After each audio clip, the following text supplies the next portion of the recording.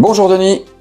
Bonjour. Bon, écoute, on est enchanté de te recevoir chez Icar et Jacquemart, donc avec Christophe et moi-même, on est enchanté de te recevoir pour parler, j'ai envie de dire, de la fonction commerciale, de la fonction recrutement, du marché du recrutement, de beaucoup de choses. Et donc, on pense que le plus simple, c'est de faire intervenir quelqu'un qui est vraiment dans le milieu depuis quelques années. Donc, pour le mieux, je vais te laisser te présenter et puis nous expliquer, voilà, en quelques mots, qui tu es, quelle est ton activité, et puis parler un petit peu de ton groupe. Ok, très bien. Denis Sarrazin, j'ai bientôt 55 ans. Je suis DRH France pour le groupe Lactalis et ça fait un petit peu plus de 30 ans que je travaille dans le métier des ressources humaines sur différentes fonctions, à la fois en site industriel, puis après sur des missions de DRH dans différentes activités du groupe Lactalis. D'accord, ok. On parle d'un groupe qui est énorme, hein, quand même. Lactalis, c'est colossal. Oui, Lactalis aujourd'hui, c'est le premier groupe laitier mondial. C'est le 11 ou 10e groupe agroalimentaire mondial. C'est le premier groupe agroalimentaire français. On est présent avec 85 000 salariés dans le monde, 15 000 salariés en France, 66 sites industriels. Et on est présent à travers de 10 business units en France. D'accord. Pour un chiffre d'affaires qui fait un peu plus de 6,5 milliards d'euros. D'accord. Oui, donc on est vraiment dans des sphères plutôt importantes. Alors, justement, précisément, c'est aussi ce qui va intéresser les gens qui nous écoutent, c'est d'avoir ton opinion sur un marché du travail qui a profondément changé. Vraiment, hein, on a une situation qui a évolué depuis le Covid, entre autres, mais avant aussi. Là, on sent vraiment quelque chose qui se modifie. Comment ça se manifeste, toi, dans ton activité de tous les jours ? Eh bien, effectivement, on a un marché de l'emploi qui s'est tendu, qui s'est accéléré depuis le Covid. Un marché de l'emploi qui est tendu sur tous les métiers, que ce soit sur des métiers d'encadrement, mais aussi des métiers d'opérateurs dans les sites industriels. Mmh. Donc tout secteur confondu, le marché de l'emploi se tend. Ce qui change aussi, c'est que on dit qu'à peu près 70-75% des candidats sont passifs, c'est-à-dire qu'au départ, ils ne sont pas à la recherche, ils sont en veille, mais ils ne sont pas à la recherche active d'un emploi. Et donc ce qui a changé, c'est qu'il faut aller sourcer. L'enjeu du recruteur aujourd'hui, c'est le sourcing de candidats. C'est pas de passer d'un entretien, c'est d'aller chercher et d'avoir de la candidature. Ça a changé par rapport à avant. Oui, d'accord. C'est vraiment ça la principale nouveauté, entre guillemets. Oui. D'accord. Alors quand tu dis que tu vas aller sourcer, c'est-à-dire que précisément jusqu'à présent, on avait quand même la sensation que il y avait plus de candidats que d'offres. Surtout comme un groupe comme Lactalis, qui aujourd'hui doit quand même attirer ou simplement être source de propositions. On imagine qu'il doit y avoir beaucoup de CV, de candidatures. En réalité, tu es en train de nous dire que c'est pas le cas. Pas forcément. C'est pas forcément le cas, effectivement. Je disais tout à l'heure que beaucoup, la plus grande majorité des candidats sont pas candidats, ce que je disais. Donc il faut aller les chercher, il faut les rendre, faut qu'ils passent du sommeil, on va dire, à être actifs sur le marché du recrutement. Et donc c'est le métier de nos entreprises d'aller aller chercher de la candidature, aller sourcer des candidats qui sont comme ça, bien dans leur job, se posons pas trop de questions, et puis il faut aller un peu les titiller en leur disant est-ce que vous seriez réceptif à changer d'emploi, à changer d'entreprise, à changer de métier. Donc c'est l'enjeu aujourd'hui des entreprises, c'est effectivement d'aller chasser des candidats qui sont souvent en poste. Alors, quelle que soit la taille de l'entreprise, ou sur certains types de profils, ou de postes, de responsabilités, ou c'est plus large, on peut dire. Aujourd'hui, je dirais sur certains bassins, et si on prend le bassin Bretagne, les bassins ouest de la France, on est sur tout métier, toute fonction, on est dans cette pénurie, donc dans cette recherche de candidature. Donc c'est vrai que sur tous les métiers. Sur tous les postes, d'accord. Et quelle que soit la taille de l'entreprise. Et quelle que soit la taille de l'entreprise. On imagine que plus c'est qualifié, plus c'est compliqué de trouver, ou pas du tout. Alors pas forcément, parce que euh, pour recruter, il faut beaucoup plus de temps qu'auparavant, puisque aller chercher de la candidature, ça prend du temps. Sourcer de la candidature, ça prend du temps. Maintenant, je dirais que certains types de postes d'encadrement ou qualifiés, eh bien, les gens sont présents sur des forums LinkedIn, et donc on peut aller facilement les repérer, aller les sourcer. C'est moins vrai sur des postes en site industriel ou administratif où les gens ne sont pas sur ce réseau-là. Et c'est comment on va toucher les gens qui ne sont pas sur les réseaux sociaux type LinkedIn, enfin les réseaux spécialisés, les réseaux professionnels. C'est très commercial finalement. Oui, hein, la démarche est très commerciale. On se rend compte que finalement, un recruteur, c'est surtout un commercial.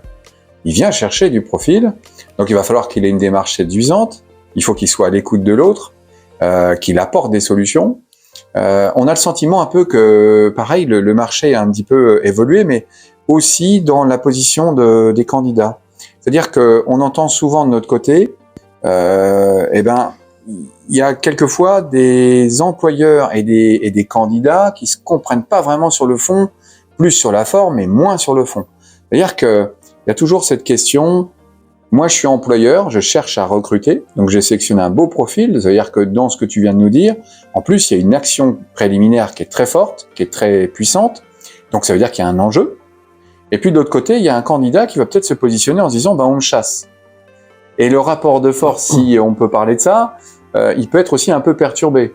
Avant, on avait une sensation quand même que les recruteurs avaient plutôt les clés de l'entretien. Comment tu fais, toi, pour garder ça? Je veux dire, finalement, d'avoir un rapport équilibré dans le cadre de l'entretien, de se dire, je vous ai chassé, certes, mais c'est pas une raison suffisante pour ne pas creuser votre candidature. Tu vois, c'est pas évident. C'est-à-dire qu'il y a un enjeu. Comment vous faites pour garder un peu de distance par rapport à ça? Parce qu'il y a une difficulté à recruter un profil. En plus, s'il est intéressant, c'est encore plus difficile. La variable d'ajustement, c'est quoi? Ce serait le salaire? Ce serait quoi? Ce serait un plan de carrière? Comment vous faites? Ce à avoir en tête, c'est que aujourd'hui, les candidats qui se présentent à un entretien ou qui veulent postuler sur l'entreprise, à 90%, prennent des informations sur l'entreprise pour laquelle ils postulent, où ils sont chassés. Il y a des sites pour ça, type Glassdoor et consorts, qui leur permettent d'avoir des informations sur comment se passe la vie dans l'entreprise ou l'expérience candidat de gens de candidats qui sont passés avant lui. Donc, ça oblige l'entreprise à valoriser cette expérience candidat. Après, la différence pour attirer un candidat qui plairait à l'entreprise, elle est, je dirais que le salaire, c'est pas la partie la plus importante. C'est important et l'entreprise doit faire attention pour que ce qu'elle propose soit en lien avec le marché et pas déconnecté pour pas que ce soit quelque chose de négatif. Après, ce qui va faire la différence, c'est effectivement les perspectives d'évolution qu'il peut y avoir derrière. Et puis, deux, puisque là, la décision, elle doit être rapide à prendre que ce soit pour le candidat comme pour l'entreprise. Et donc, c'est aussi la relation entre, on peut supposer, le manager du candidat de demain. Donc, c'est ces points-là qui sont importants. D'accord. Alors précisément pour parler du management, parce que ça m'évoque une nouvelle question. On dit que le poste de manager, c'est une plaque tournante au final. C'est-à-dire que c'est un poste très important parce qu'il va permettre de faire le lien entre les équipes et puis aussi finalement de poursuivre derrière un recrutement cohérent, un entretien recrutement dans lequel on a eu des échanges, on s'est dit des choses, on a proposé des choses, chacun de son côté. Du côté candidat, je donne le meilleur, du côté du recruteur, je donne le meilleur et je propose des choses aussi. Et chacun de son côté. C'est j'ai envie de dire, le ciment ou la bonne mayonnaise pour que ça fonctionne sur le long terme. Il y a aussi Autre chose qui rentre en compte, c'est la question du management. Alors le management, c'est important. D'ailleurs, on dit souvent, on quitte son manager et pas son entreprise. Alors ça, c'est un adage qu'on entend souvent, ça veut tout et rien dire. N'empêche que le management est vraiment une plaque tournante. Tu penses quoi de ça, toi, de cette oui, effectivement, c'est un élément très important, le management. Le candidat, s'il se sent bien dans son poste, mais si la relation avec ses collègues, la hiérarchie se passe pas bien et que le candidat, mais le salarié ne se reconnaît plus dans les valeurs de l'entreprise et le management, donc c'est sûr que la relation va s'en trouver détériorée et à un moment donné, la personne va décider de quitter l'entreprise. Donc c'est primordial le management et donc le modèle de management de l'entreprise est essentiel pour fidéliser, attirer les candidats et les salariés. D'accord. Et pour toi, Denis, qu'est-ce qu'un bon manager ? Un bon manager, c'est un manager qui va être en proximité, à l'écoute de son équipe, collectivement et individuellement. C'est un manager qui va fédérer son équipe, qui va développer un développeur de talent, qui va être là pour développer individuellement ses collaborateurs, et puis qui va aussi être tourné vers la performance individuelle et collective. D'accord.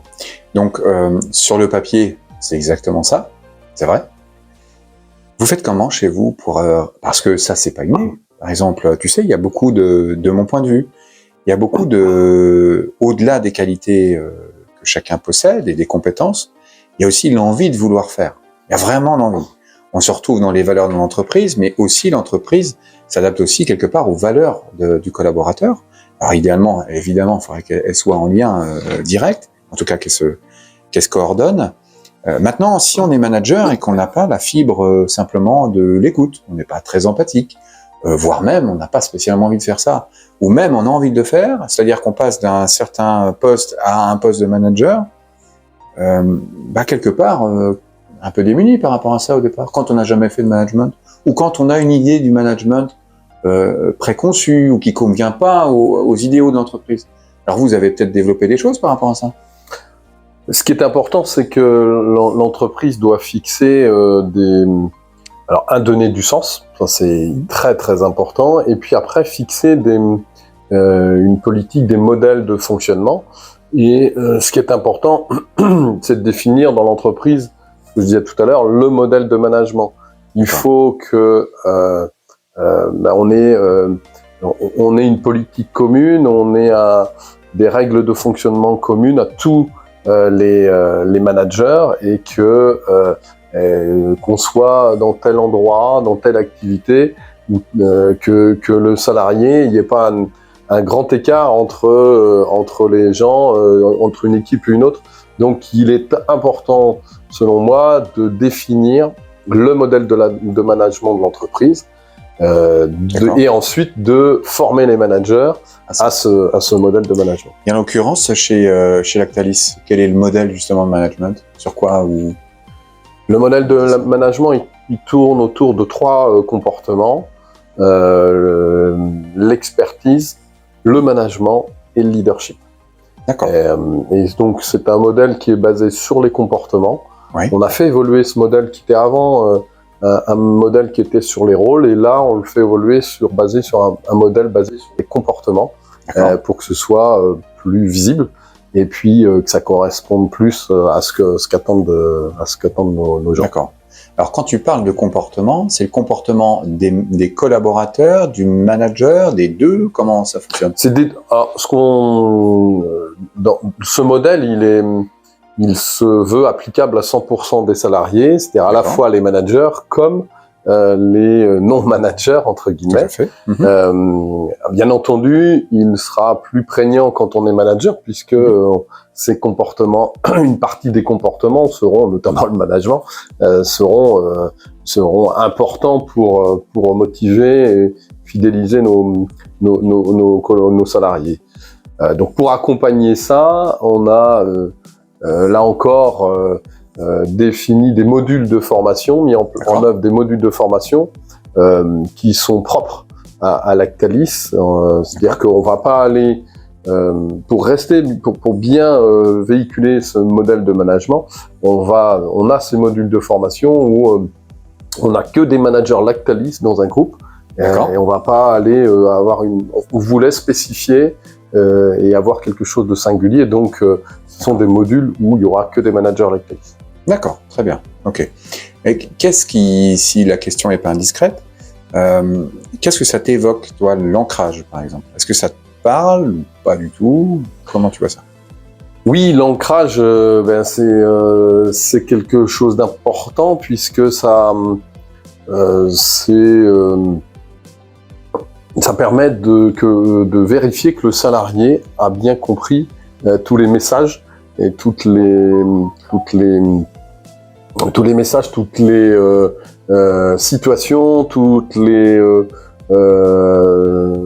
formations, tout ce que l'entreprise souhaite véhiculer. Donc cette partie ancrage, elle est une validation, on va dire, un petit peu à la fois des acquis, quels que soient les messages qu'on souhaite passer, quoi. D'accord. Donc peut-être ok. Alors Denis, justement, précisément l'ancrage sert à remonter toutes ces informations dont on nous parle. Dans le recrutement, en grande majorité, toi qui as une expérience qui est probante, moi aussi de mon côté, j'ai été à même de recruter, surtout sur la fonction commerciale, et j'avais le sentiment que certains d'entre eux avaient des capacités à monter en compétences facilement, rapidement, d'autres étaient plutôt sur une vitesse de croisière, et certains d'entre eux étaient plus du tout dedans. Et à chaque fois, il y avait cette question de motivation. Je dirais cette question à pouvoir s'adapter aux situations, à vouloir faire un métier qui lui ressemble profondément, bien au-delà d'aller recruter sur un CV, sur de l'expérience et sur des cases. Alors je m'explique, Denis. Ce que je veux dire par là, c'est que aujourd'hui, recruter sur de l'expérience et puis sur des diplômes, voire un portefeuille déjà acquis et des compétences, etc., moi, ça me paraît un peu limite. Alors pourquoi? Parce que on sait qu'aujourd'hui, l'ancrage, justement, il est preneur. C'est-à-dire que faire un métier de commercial, pour prendre ce métier-là, il faut être fait vraiment pour ça. Il faut l'avoir dans les tripes, il faut aller chercher ça. Aujourd'hui, sur n'importe quel poste, dire que finalement la difficulté n'existe pas, ce serait dire des bêtises. C'est-à-dire que peu importe le type de poste, on sait qu'il y a des moments d'allégresse, il y a des moments qui sont plus difficiles. La capacité à se renouveler quand c'est difficile, ça on vient le chercher dans l'ancrage. Et l'ancrage est mis en valeur notamment par le management, mais pas que. C'est-à-dire que la personne doit être elle-même capable de se renouveler, de se mettre en ligne avec son job, d'adorer son boulot finalement, de le faire pas comme un métier, pas comme un job, mais de le faire parce que j'adore ce que je fais. Ça, c'est presque un recrutement idéal. Mais on sait que tout le monde n'est pas comme ça. Donc, comment on fait de ton point de vue, maintenant, tu as quand même quelques années derrière toi d'expérience, comment tu fais pour finalement trouver des profils comme ça? Parce que ça, c'est un peu le Graal. Comment on fait pour trouver un profil qui est capable de se renouveler tout seul, d'aller chercher un ancrage? Tu vois? Parce que je ne sais pas si je suis très clair. Il faut échanger avec le candidat, il faut échanger et être le plus factuel possible. C'est-à-dire de partir de situations concrètes. Et quelle que soit la situation concrète, de pouvoir la projeter et de se dire il fonctionne de telle et telle façon, ça correspond aux valeurs, ça correspond à notre modèle et ça va bien se passer, ou il est peut-être adapté pour une entreprise mais pas pour telle entreprise. Donc c'est parler du vécu et faire parler les candidats du vécu pour voir si ça correspond à ce qu'on recherche ou pas. D'accord. Alors c'est pas une science exacte. Non, c'est pas une science exacte. Il y a toujours. Alors on tombe sur des profils, là aussi dans la fonction commerciale, mais pas que, qui se vendent. Alors ça veut dire que on va trouver des gens, des profils, la plupart du temps, en tout cas ça a été le cas encore très récemment, qui avaient tendance à vouloir valider un poste sans même avoir vu déjà le recruteur, sans même avoir posé des questions de fond sur le poste, sur l'avenir, etc. On est presque dans l'idée que je vais aller chercher un travail en fait. J'ai envoyé ma candidature, j'ai eu un retour, et puis là, quelque part, je vais aller chercher un boulot. Et alors déjà, quand on pose là-dessus des bases, ça peut pas être bon. En l'occurrence, vous, c'est l'inverse. Vous allez, j'imagine pas dans tous les cas, mais régulièrement, aller chercher le candidat. Donc cette espèce de regard biaisé de se dire je vais trouver un boulot, il est différent. Là, la personne qui vient vous voir vient chercher des informations. Il est beaucoup plus posé, plus structuré. Donc, il évite de se vendre pour avoir un boulot. Et vous aussi, quelque part, on est plus à l'écoute comme ça. Mais quand on a un appel, pas un appel, je dirais plutôt une candidature entrante, il y a tellement de variables qui font que on est bien au-delà d'un CV de base, c'est-à-dire d'aller chercher de la candidature, de l'expérience. Je connais des gens qui travaillent depuis 30 ans et qui sont nuls depuis 30 ans. Ça, c'est une réalité. Et je connais des jeunes qui ont le truc, qui ont la foi, qui sont habités. Et pourtant, ils sont même pas dans le métier. J'ai connu, par exemple, des commerciaux, un type qui était poissonnier avant, et il y en a un autre qui était boucher. J'ai eu par exemple, un architecte DPLG qui avait rien à voir avec le métier de commercial. Et ils avaient tous en eux ce fameux ancrage dont je te parle. Est-ce qu'il est possible aujourd'hui pour Lactalis, j'en sais rien, hein, je te dis ça, c'est vraiment une question ouverte, est-ce qu'il serait possible de recruter des profils qui n'ont rien à voir avec le milieu ou le poste pour lequel ils auraient été, ou en tout cas on pourrait les recruter. Admettons un commercial qui avant était complètement autre chose. Est-ce qu'il y a la place pour ces gens-là ou pas du tout? Il y a la place pour ces gens-là, je pense même plus demain encore qu'aujourd'hui, puisque la pénurie dont on parlait tout à l'heure et qui aussi qui se voit aussi dans les métiers commerciaux, fait que les entreprises vont être obligées de faire différemment, de se renouveler. Ouais. Et donc, il y a la place pour ces gens-là. À l'entreprise de valider les valeurs, le savoir-être et puis cette capacité à pouvoir faire du commerce. Et derrière, de former, intégrer, former, apprendre, puisque c'est pas à l'école qu'il l'a appris, donc c'est à l'entreprise de suppléer et d'apprendre les fondamentaux du métier à ces candidats-là. C'est entre autres pour ça que chez nous, chez Lactalis, on a créé notre propre CFA avec pour tous ce qu'on appelle des chefs de secteur, hein, puisqu'on travaille dans la grande distribution, pour tous les commerciaux qui rentrent et qui sont des jeunes commerciaux, cette possibilité de bénéficier d'une formation qualifiante via le CFA dans le métier du commerce. D'accord. Ouais, donc en fait, vous avez déjà pris en compte toutes ces choses-là, pardon. En revanche, c'est un investissement pour vous. Oui, c'est un investissement, mais on est gagnant à aussi valoriser, faire attention à l'intégration des gens dans l'entreprise pour leur permettre ensuite de performer dans l'entreprise. On avait aussi de toute façon auparavant une période d'intégration sur les commerciaux qui était assez longue. Donc le passage par le CFA, c'est plus long que la période d'intégration avant, mais ça se substitue à ce qu'on faisait avant. Et puis ça permet à cette promotion ou à ces promotions, parce qu'on fait plusieurs promotions par an, aux gens de se créer leur réseau interne, d'échanger entre eux. Donc non, c'est très valorisant pour tout le monde et satisfaisant. Les premiers retours qu'on a sont très très bons. Ça fait combien de temps que le CFA est en place? Le CFA sur la promotion commerciale, on est sur la seconde année. Ah oui, d'accord. Ouais. C'est vraiment récent. C'est récent. Et alors, on parle de combien de profils formés On parle de... Alors, on fait... on doit être à 50 ou 60 là, profils formés. Ah ouais. Ça marche. Et donc, ce CFA, il est situé où? Il est situé au siège du groupe à Laval. Donc là, on a démarré justement ce CFA avec des promotions commerciales et puis on développe aujourd'hui des promotions industrielles, maintenance, et on va par la suite avoir un hall technologique où on pourra faire toutes les technologies des produits laitiers, et ça permettra pour des commerciaux, même si c'est D'accord. pas leur job de fabriquer des produits, mais de se rendre De compte voir un aussi peu comment compte ça demain. Donc on pourra aussi leur montrer comment on fabrique un brie, un camembert, un emmental, etc., etc. Ouais, parce que c'est vrai qu'on n'est jamais aussi bon que quand on sait de quoi on parle. Bon, Exactement. c'est pas logique.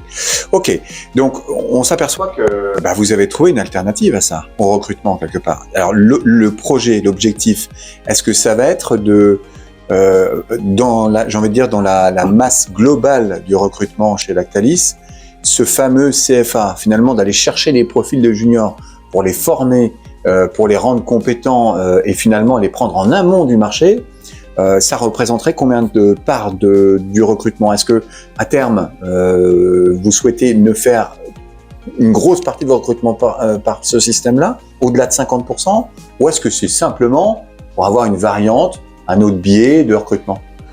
Le groupe Lactalis, on a toujours été des recruteurs de jeunes diplômés. D'accord. Ou de jeunes entre guillemets. C'est dans notre ADN et derrière de proposer des perspectives d'évolution et de mettre en avant la promotion interne. Donc c'est simplement la continuité. Le CFA, c'est aussi de poursuivre cette politique de faire confiance à des jeunes en disant on recrute plutôt des profils à un certain savoir-être, du savoir, et puis on va leur apporter le savoir-faire. D'accord. Donc c'est une continuité dans notre politique de recrutement. Donc ça n'a jamais été un moyen de pallier un marché qui est compliqué à... Mais c'est dans l'environnement actuel aussi la possibilité de faire la différence avec d'autres entreprises en disant, et nous, on a la capacité de former, donc c'est un moyen d'attirer, peut-être, on l'espère en tout cas, plus les jeunes. D'accord. Est-ce que c'est diplômant? Oui, les formations sont forcément diplômantes sur le CFA. D'accord. Et on recrute à aujourd'hui un peu plus de 1600 personnes par an, alors pas qu'au CFA, mais au global, en CDI, au global, et un peu plus de 1000 alternants par an. Donc, c'est une politique sur de recrutement ou de pré-recrutement qui est importante chez nous. On a un peu plus de 5% de nos effectifs en alternant et en stage de longue durée. Et puis le recrutement de jeunes diplômés derrière. C'est vraiment une politique de recrutement et une de nos valeurs. Alors, ces nouveaux profils qui sortent de l'école et qui sont dans le cadre d'une alternance, j'imagine, hein, c'est ça, hein, on est d'accord. Dans le cadre de la fonction commerciale, par exemple, puisqu'aujourd'hui c'est prioritairement l'objet du CFA, est-ce qu'ils sont suivis par des entraîneurs après?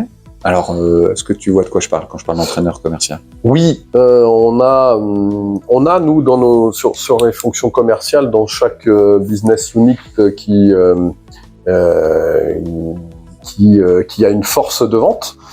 On a des gens qui sont là pour accompagner ces jeunes et pas que. C'est-à-dire qu'une fois mais chaque commercial bénéficie d'un accompagnement à son arrivée, donc là dans le cadre maintenant du CFA, et ensuite ils sont accompagnés au fil de l'eau par des gens qui sont là pour ça, pour développer continuer à développer les gens, à être attentifs à leurs performances et à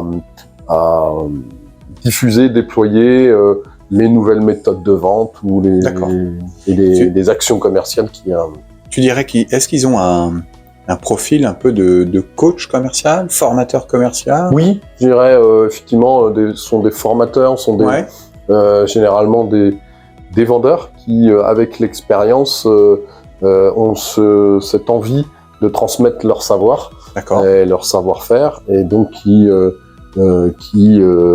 au quotidien, accompagnent les équipes. D'accord. Ils sont rattachés à une équipe commerciale au CFA? Non, à une équipe commerciale. D'accord, ok. En fait, ils dépendent de leur business unit, ils accompagnent au quotidien les équipes, et en plus, ils sont formateurs internes, et ils vont aller... Eux-mêmes ne sont pas des commerciaux terrain? Non, ils sont D'accord. non. Ils sont vraiment dédiés Oui. au suivi. Donc finalement, c'est des apporteurs de solutions pour le manager. Oui. C'est ça. C'est ça. D'accord. Ok. C'est un beau poste, ça. Oui, c'est des postes C'est intelligent, c'est bien construit. qui sont très importants pour la vie globale de la force de vente et la performance globale de la force de vente. Oui. Ah oui, complètement. Oui. D'accord. Si tu avais un mot, toi, justement, Denis, par rapport à tous ceux qui demain souhaiteraient candidater chez Lactalis, et plus largement ton œil d'expert, justement, de recruteur, par rapport à ces candidats de demain qui vont peut-être aujourd'hui, au moment où ils écoutent le podcast, peut-être se positionner, essayer ont un entretien de recrutement de prévu. Quelles seraient finalement peut-être des bonnes idées, tu vois, ton avis là-dessus. Qu'est-ce que tu pourrais leur conseiller? Je leur conseillerais d'être soi-même. Dire que pendant l'entretien, quand on candidate et quand on veut rentrer dans l'entreprise, on est là pour faire un bout de chemin, un bout de sa carrière professionnelle. Donc, ça sert à rien de se travestir.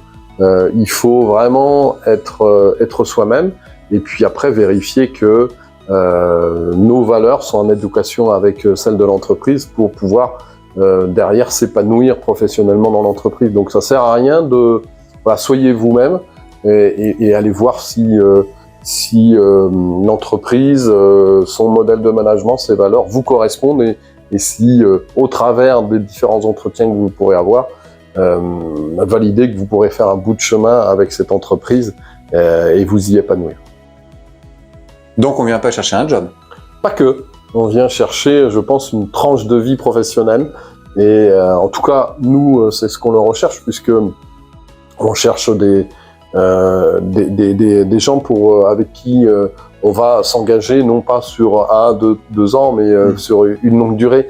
Donc oui, on vient pas chercher qu'un job. Voilà, c'est ça. Je pense que la position est importante. La différence est importante.